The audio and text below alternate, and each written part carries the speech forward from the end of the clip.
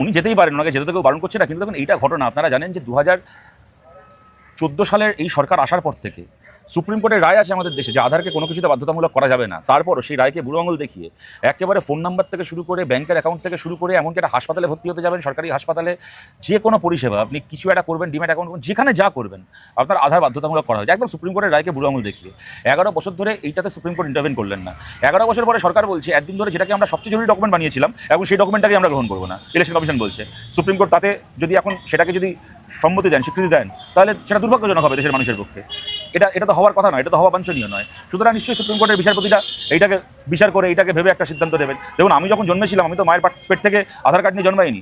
আমাকে সরকার এসে বলেছিল যে তোমার ভোটার আই কার্ড থেকে শুরু করে রেশন কার্ড থেকে শুরু করে বাকি যা যা ডকুমেন্ট আছে কোনোটারই কোনো গুরুত্ব নেই, কেন ওগুলো সব জাল হতে পারে, কিন্তু আধার হচ্ছে এমন একটা ডকুমেন্ট যা পৃথিবীতে কারোর বাপের ক্ষমতা নেই জাল করার। সুতরাং আধার কার্ড থাকলে তুমি নিশ্চিন্ত, আধার দেখিয়ে দিতে পারলে তুমি নিশ্চিন্ত।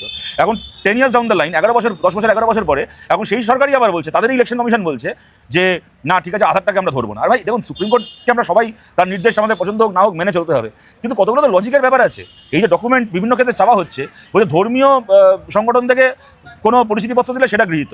তো মানে ভারতের সরকার রাষ্ট্র আমার চোখের বায়োমেট্রিক স্ক্যান করে, হ্যাঁ ওই আমার আঙুলের ফিঙ্গারপ্রিন্ট স্ক্যান করে সব কিছু করে আমার ভেরিফাই করে সব কিছু আমাকে আধার দিল, সেটা ভ্যালিড নয়। আর পাড়া শনি মন্দির 51 টাকা দক্ষিণা দিয়ে চোতা নিয়ে আসবো, সেটা দেখিয়ে দেবো, সেটা হয়ে গেল ভ্যালিড।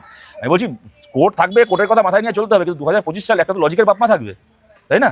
একটা তো লজিকের বাপমা থাকতে হবে। সুতরাং এইগুলো নিশ্চয়ই ভেবে দেখা দরকার। আমার মনে হয় এটা যারাই এটা করছেন তাদের সবারই এটা ভেবে দেখতে হবে।